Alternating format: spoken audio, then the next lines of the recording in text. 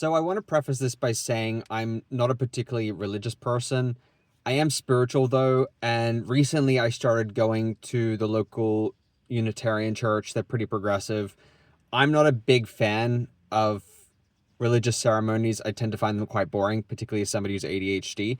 But I see that as a necessity for wanting to connect with communities. You have to move at other people's paces, and you have to kind of uh, frequent environments that aren't necessarily adapted to your attentional or otherwise needs. And that's what I want to talk about in this video, is that like many spaces that are made to be accessible, because this church is quite accessible. They have an elevator for wheelchair users and whatnot. A lot of the time, there are other invisibilities, kind of invisible disabilities that aren't accommodated for. And for me, I have an auditory processing disorder. I'm pretty sure I do. I haven't been officially diagnosed. I have what I've been heard called cocktail party deafness. So if I'm at a cocktail party, let's say, which is never, because I don't drink and I'm not a party going kind of person, all I can hear is a wash of noise of everybody talking, and I can't really hear the person who's in front of me speaking to me at any given time, because I like to compare it to having a shotgun microphone.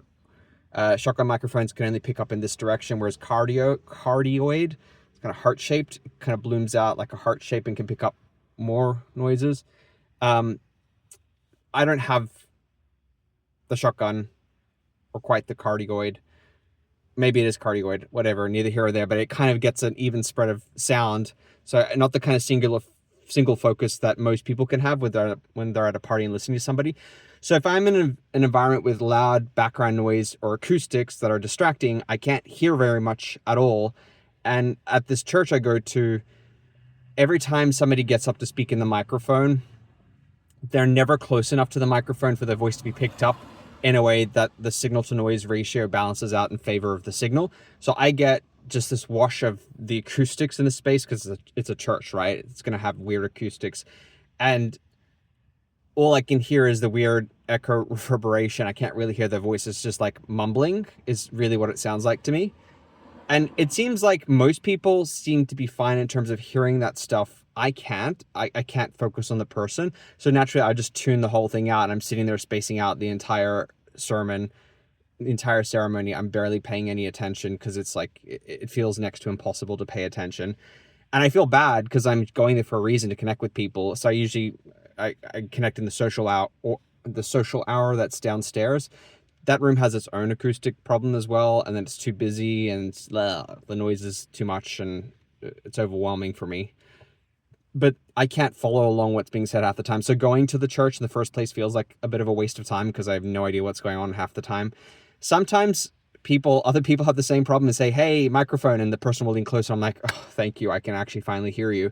For the most part, they're not close enough ever. And I did say that to somebody. The acoustics aren't the greatest.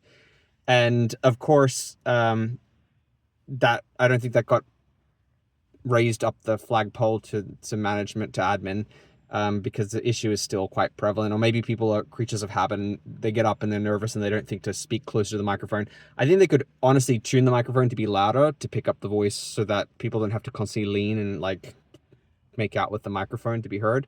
But because of this problem, nobody gets heard, by me at least. And so that's one accessibility problem that I encounter in a lot of spaces when I go to spaces like this. And then, of course, there's the attentional component. I don't want to sit for an hour. I mean, they break it up with song and different speeches and prayers. But for somebody with ADHD, it's quite boring, specifically when I'm on the weekend and I'm decompressing from the week and I want to be entertained, like maybe just sit and binge video games. Sitting for a whole hour is kind of a big commitment. It feels like it, at least. So that's a lot. And then the other thing is I'm hypermobile spectrum disorders, which is if you don't know this already, it's a disability that presents at high rates among people who are autistic, I think, and or ADHD. Don't quote me on that. But I find it quite uncomfortable sitting in church seats, because they're rarely comfortable. I mean, the ones here aren't full on heavy duty wood. They're a little bit more accommodating, but I'm having to constantly shift my position, and I'll balance one leg on top of the other because I'm combating another thing called POTS. I'll save that for another video. And so then my foot will go to sleep, so I have to switch feet, and then that won't go to sleep. And then I'm constantly changing the angles of my body so that I can sit more comfortably, because I'm dying because of the discomfort that's going on. And it doesn't feel great. And I'm like, oh, I have to sit here how much longer? I mean, to be fair, very few chairs are actually comfortable, but I find church seats are not that comfortable. They're accessible up to a point, and then you're like, ugh, I have to constantly keep shifting my position because of the hypermobile makes me very sensitive to uncomfortable positions. And I'm constantly getting stiff and sore, and I have to crack joints and stuff. So sitting there for an hour doesn't help. I'm wondering if anybody else here who's watching this video has had similar experiences, whether it's in a church environment or somewhere else, battling these same challenges. What's it been like for you? What have you found has been helpful for dealing with the associated stress, compensating for the challenge of, for example, hearing, or trying to find accommodations for your specific neurodivergent related challenges? What are the situations you've been through, and what have you found has helped?